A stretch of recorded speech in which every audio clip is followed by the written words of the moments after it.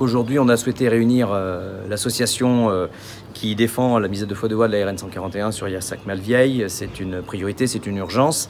Le contrat de plan État-région qu'on attendait tant depuis des mois et des mois. La dernière réunion que nous avons eue était fin juillet, donc nous sommes restés sans nouvelles pendant des mois et des mois. Est tombé la semaine dernière puisqu'il a été envoyé aux conseillers régionaux qui doivent siéger cette semaine. Et on constate quoi? Que certes, sur l'est de la Charente, sur la RN 141, c'est plutôt positif parce que ça va permettre de terminer cette route et il y en a besoin, qu'il n'y ait pas d'ambiguïté par rapport à ça. En revanche, sur l'ouest, il était inscrit 5 millions pour les études. Dans un premier tableau, c'est descendu à 4.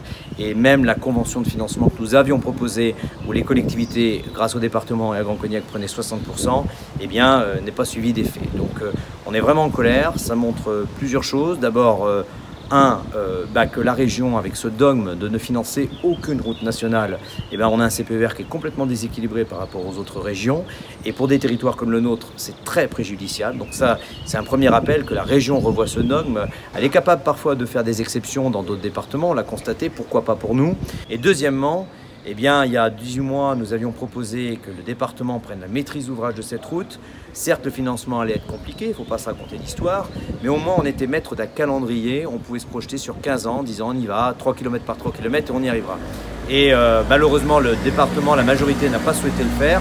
Et aujourd'hui, c'est aussi quelque chose qui nous porte préjudice parce qu'on aurait pu se mettre autour de la table et se dire sur 15 ans, comment on fait pour finir cette route, quoi. On va laisser d'ores et déjà une pétition pour montrer le soutien populaire et probablement que cela se terminera par un blocage de la route nationale dans les semaines qui viennent. On va reprovoquer une assemblée générale de l'association de façon plus large pour voir si cette action fait consensus et on va continuer à se battre grâce à tous les élus et les partenaires qui étaient présents aujourd'hui. Tous les CPER ont eu des amendements, donc j'ose espérer qu'on pourra l'amender, même si qu'il soit voté ou pas jeudi. Mais en tout cas, voilà, qu'il soit amendé, qu'on puisse le faire progresser encore.